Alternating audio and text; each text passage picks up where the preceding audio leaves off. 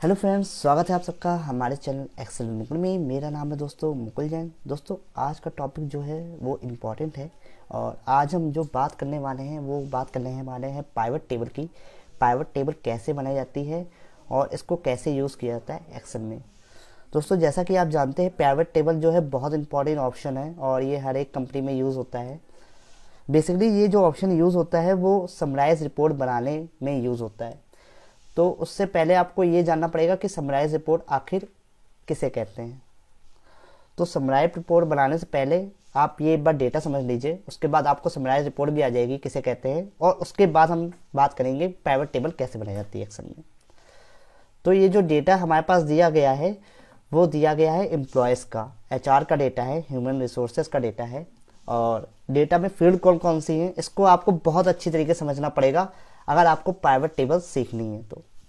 तो सबसे पहले हम एक एक फील्ड की बात करेंगे यहाँ पे। तो सबसे पहले बहुत इजी है, तो आप फटाफट समझ जाएंगे। तो चलिए देखते हैं। सबसे पहले है employees name.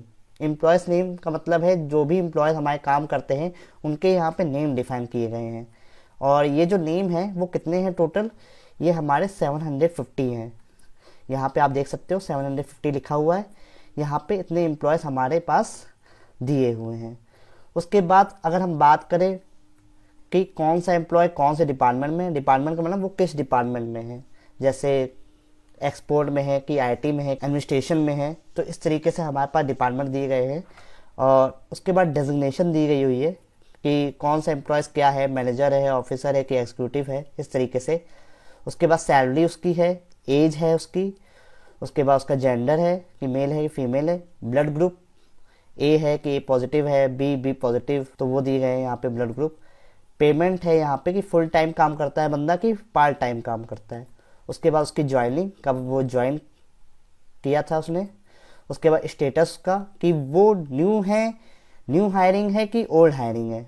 New hiring basically हमने क्राइटेरिया के लिए हुआ है, जो पिछले 3 महीने से आए हुए हैं बंदे वो न्यू हायरिंग में हैं और बाकी सब ओल्ड हायरिंग में हुए हैं। उसके बाद सिटी है कि कौन से सिटी से आया है बंदा। उसके बाद पे टाइप है कि वो जब काम करता है तो वो कैसे सैलरी लेता है, फुल टाइम हो चाहे पार्ट टाइम हो, मतलब आप सैलरी कैसे ले रहे हो, अपना घंटों के बेसिस पे ले रहे हो कि पूरी पूरी आपकी सैलरी है इस बेसिस पे ले रहे हो। उसके बाद यहाँ पे एज ग्रुप है। एज ग्रुप का बेस मतलब ये है कि हमने एज के बकेट बना रखे हैं। तो एज बकेट में आपको एक बार दिखा देता हूँ। तो यहाँ पे जो एज बकेट है यहाँ पे वो यहाँ पे 30 से बिलो है, 30 to 49 है और 50 प्लस है, मतलब 50 से ज़्यादा है कि 30 to 49 की एज है उसकी कि 30 से बिलो है। यहाँ पे ये हमने डिफाइन कर रखा है। बैड हायर्स का मतलब ये है जिसमें जिसमें यस लिखा हुआ है। बैड हायर्स में भी 2 हैं हमारे पास यहाँ पे, एक तो है यस और एक है हमारा नो। तो एक सेकेंड,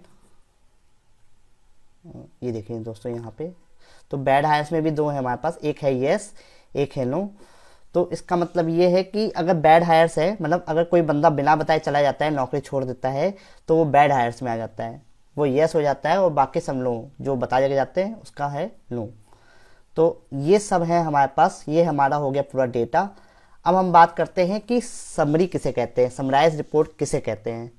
तो दोस्तों जो भी हमने आपको अभी चीज़ें दिखाई थी, जैसे डिपार्टमेंट में हमने डिपार्टमेंट आपको दिखाए थे, तो इनको कहते हैं मेटा डेटा। जितना भी यूनिक डिपार्टमेंट है यहाँ पे वो है मेटा डेटा। जितनी भी यूनिक डिजिग्नेशन है वो है सब मेटा डेटा। जितनी भी सैलरी है, जितनी भी एज है यूनिक, सॉरी एज कह रहे हैं, एक सेकेंड, जितना भी यहाँ पे एज जेंडर है जैसे मेल फीमेल है, तो ये हो गया आपका मेटा डेटा। जितनी भी यूनिक चीज़ें हैं पूरी उसमें पूरे डेटा में वो सब हो गया मेटा डेटा।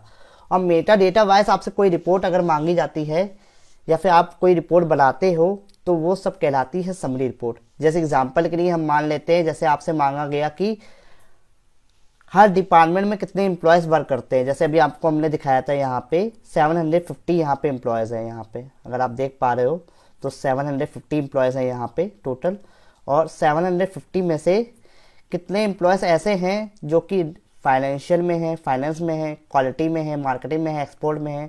तो ये सब आपका हो गया समराइज रिपोर्ट। डिपार्टमेंट वाइज आपके कितने एम्प्लॉयज़ काम कर रहे हैं, ये हो गई आपकी एक समरी रिपोर्ट। तो उसी तरीके से जो क्वेश्चंस होते हैं, अलग अलग क्वेश्चंस, वो हम फाइंड करते हैं पिवट टेबल में। अभी मैं पिवट टेबल बताऊंगा, उसमें रिपोर्ट बनाऊंगा, तो आपको बहुत अच्छी तरीके से आ जाएगा समराइज रिपोर्ट किसे कहते हैं। तो उससे पहले हम लोग क्या करते हैं, क्वेश्चंस में चलते हैं, कौन कौन से क्वेश्चन हमने यहाँ पे लिए हुए हैं। तो यहाँ पे टोटल मिला के हमने अभी बेसिक क्वेश्चन में बता रहा हूँ, बिल्कुल सिंपल सिंपल क्वेश्चन यहाँ पे पिवट टेबल के देखेंगे। और टोटल क्वेश्चंस जो है वो 15 है।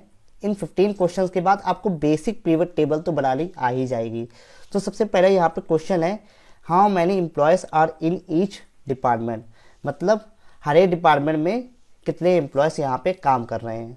तो आपको क्या करना है, सिंपली यहाँ पे जाना है। और अब मैं क्या कर रहा हूँ, ये जो टेबल है ये बहुत जूम है, मैंने आपको टेबल समझाने के लिए जूम कर रखा था, मैं अब यहाँ पे जूम आउट कर रहा हूँ, जूम हटा रहा हूँ। तो ये जो टेबल है वो मैं यहाँ पे थोड़ा सा इतनी रखता हूँ और यहाँ पे सारे जो टैब से वो ले आता हूँ।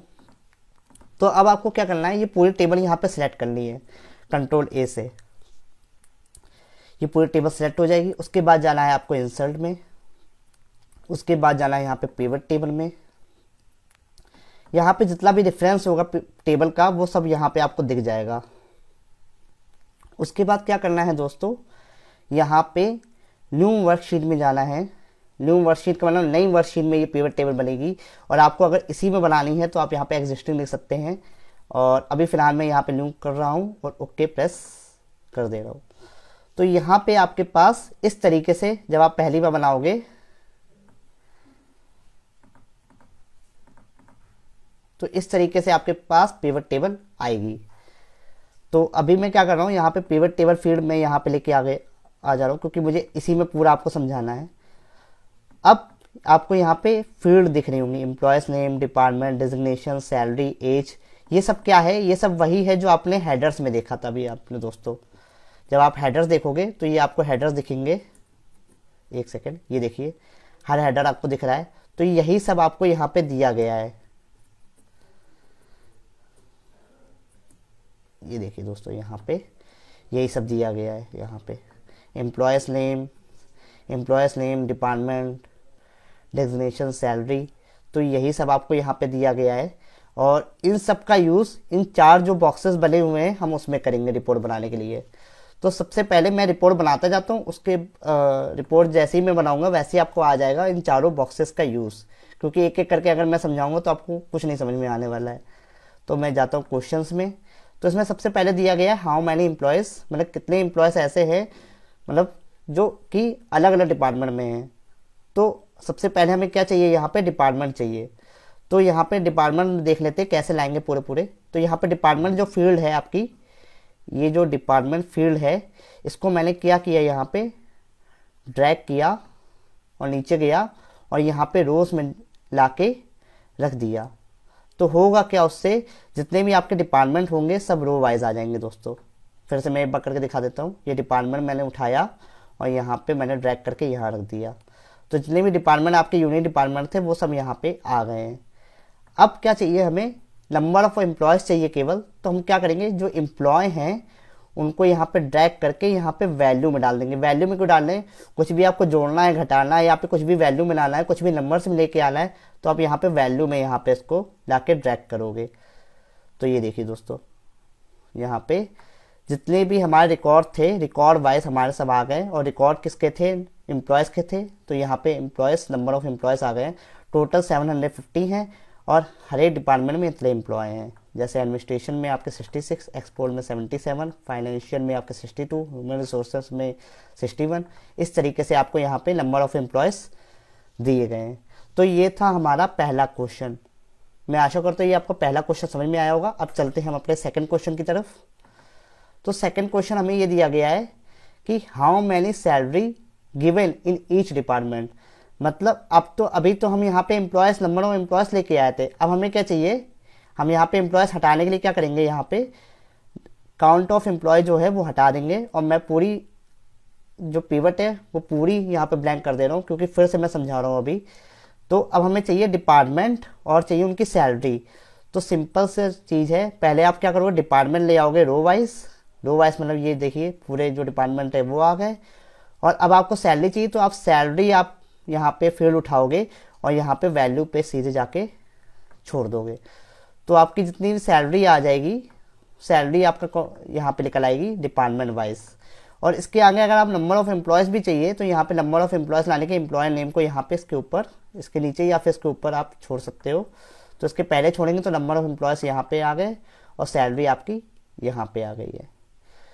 तो ये 2 क्वेश्चन हमारे अभी कंप्लीट हो गए हैं दोस्तों यहाँ पे। तो आगे क्वेश्चन मैं आपको नेक्स्ट वीडियो में कराऊंगा। और अगर आपको ये समझ में आ रहा है पिवट टेबल और आप आगे सीखना चाहते हैं तो हमारे पेज को फॉलो कर लीजिए, एक्सेल विद मुकुल। और इस वीडियो को दोस्तों शेयर कीजिए अपने फ्रेंड्स के संग, वो भी शायद सीखना चाहते होंगे पिवट टेबल, तो उनके संग शेयर कीजिए। और तब तक के लिए दोस्तों धन्यवाद, गुड बाय दोस्तों।